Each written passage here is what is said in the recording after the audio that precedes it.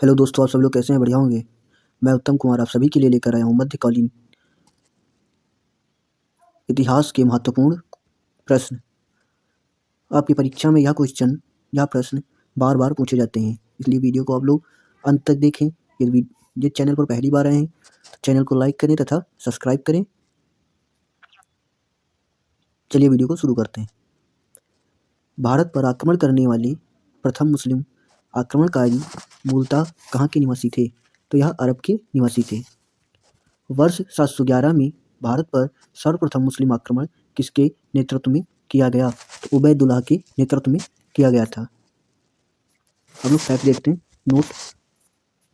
वर्ष 712 में मोहम्मद बिन कासिम ने सिंध के राजा दाहिर को पराजित कर थट्टा के समीप स्थित देवल बंदरगाह को अपने अधिकार में ले लिया था।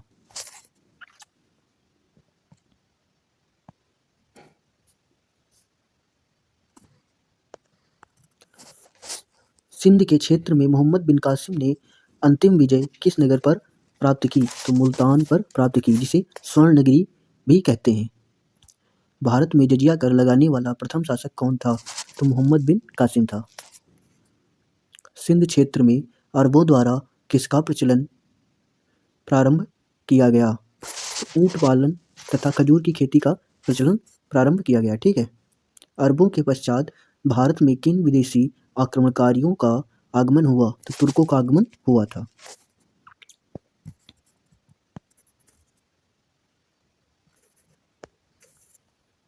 तुर्की में गजनवी वंश की स्थापना किसके द्वारा की गई थी? तो अल्पतगीन गजनी के द्वारा की गई थी।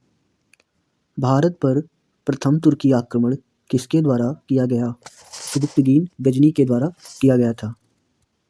वर्ष 712 में भारत पर सर्वप्रथम सफल मुस्लिम आक्रमण करने वाला कौन था? तो मोहम्मद बिन कासिम था। ठीक है।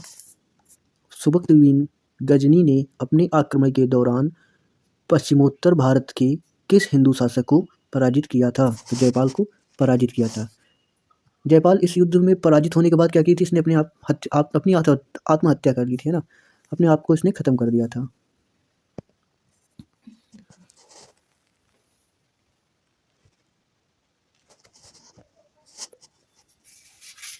मोहम्मद गजनवी द्वारा वर्ष 1075 में सोमनाथ मंदिर पर किए गए आक्रमण के दौरान गुजरात का शासक कौन था? तो भीम प्रथम था।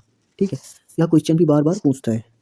मोहम्मद गजनवी ने भारत पर 1000 से 1027 ईस्वी के मध्य 17 बार आक्रमण किया। इसने आक्रमण का मुख्य उद्देश्य भारत की धन संपदा को लूटना था, ना कि साम्राज्य की स्थापना करना था, है ना। ये जो फैक्ट है ना मोहम्मद गजनवी के बारे में, ये बहुत महत्वपूर्ण है। कभी कभी पूछता है कि मोहम्मद गौरी का उद्देश्य क्या था भारत पर, ये साम्राज्य स्थापित करना या धन लूटना? तो क्या था, जो मोहम्मद गजनवी का केवल इतना उद्देश्य था कि इसको ज़्यादा से ज़्यादा भारत से धन लूटना था, है ना। इसीलिए इसने क्या किया था, 17 बार आक्रमण किया और ज़्यादा से ज़्यादा यहाँ से धन ले गया, है ना।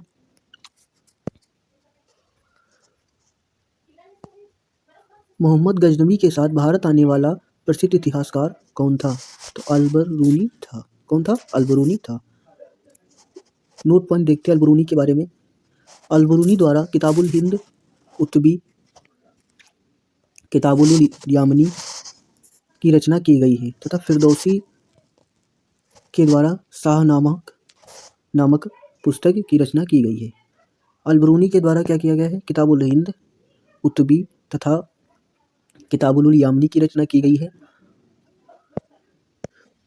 तथा फिरदौसी के द्वारा शाहनामा नामक पुस्तक की रचना की गई है। तो देखते हम लोग हैं, मोहम्मद गजनवी के पश्चात मोहम्मद गौरी द्वारा भारत पर प्रथम आक्रमण किस वर्ष किया गया था?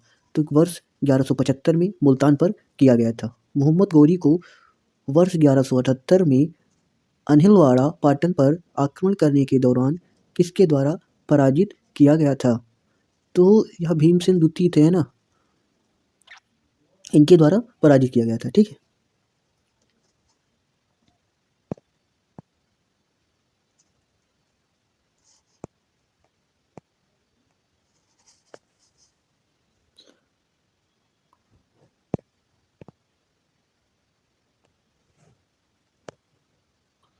अब हम लोग देखते हैं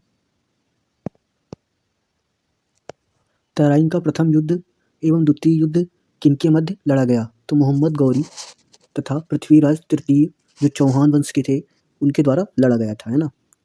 देखते तराइन युद्ध कितने हुए। तो तराइन युद्ध प्रथम हुआ, तराइन युद्ध द्वितीय हुआ। तराइन युद्ध प्रथम हुआ था 1191 ईस्वी में, मोहम्मद गौरी पराजित हुआ था इसमें, है ना। द्वितीय युद्ध हुआ था तराइन का 1192 में, जिसमें मोहम्मद गौरी विजयी हुआ था, है ना। पहले में क्या होता है, मोहम्मद गौरी पराजित होता है और पृथ्वीराज चौहान क्या होते हैं, विजयी हो जाते हैं। तथा दूसरा युद्ध जब होता है तो उसमें क्या होता है, पृथ्वीराज चौहान की हार होती है और मोहम्मद गौरी विजयी हो जाता है, जिसके पश्चात वह पृथ्वीराज चौहान को क्या करता है, अफगान ले जाता है ना। वहीं उनकी क्या होती है, मृत्यु हो जाती है। चलो आगे देखते हैं हम लोग हैं। मोहम्मद गौरी ने कन्नौज के शासक जयचंद को किस युद्ध में पराजित किया? तो चंदावर के युद्ध में 1194 ईस्वी में पराजित किया था। नेक्स्ट देखते हैं हम लोग, मोहम्मद गौरी के साथ भारत आने वाले प्रसिद्ध सूफी संत कौन थे? तो शेख मोहिउद्दीन चिश्ती थे, है ना।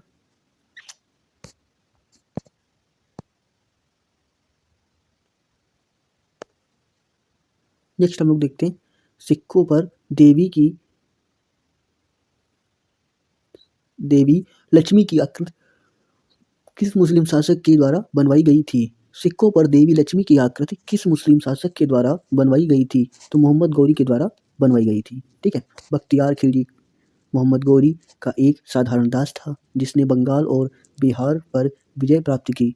इसने अपने आक्रमण के दौरान नालंदा विश्वविद्यालय को नष्ट कर दिया। उसमें क्या किया था, इसने आग लगवा दी थी, है ना।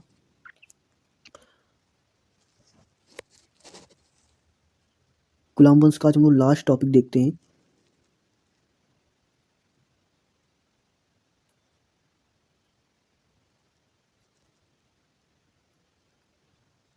मोहम्मद गौरी की मृत्यु के पश्चात उसके साम्राज्य पर किन 3 गुलामों का नियंत्रण स्थापित किया गया?